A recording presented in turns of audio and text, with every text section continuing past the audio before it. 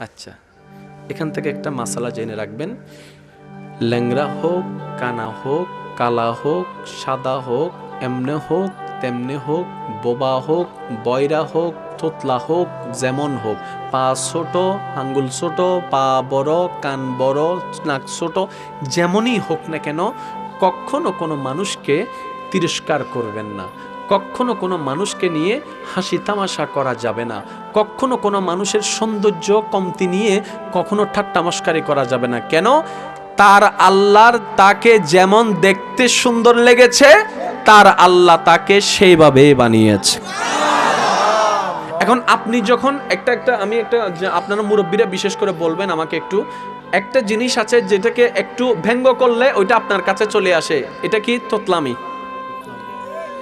অনেকেই থোতলা ছিল না, কিন্তু থোতলাকে তোতলাইতে তোতলাইতে এটা কেমনে হয়েছে জানেন?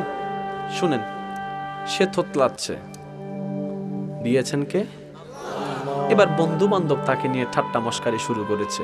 ওই ঠাট্টা মস্কারিটা তার কানে গিয়ে তার মনে আঘাত এনেছে। একদিন, 2 দিন, 3 দিন, 4 দিন, 5 দিন, 6 দিন, যেই দিন তার আঘাতটা তার রবের দরবারে কবুল হয়ে গিয়েছে, যে তুতলাইছে তাইও তুতলানো শুরু হয়েছে।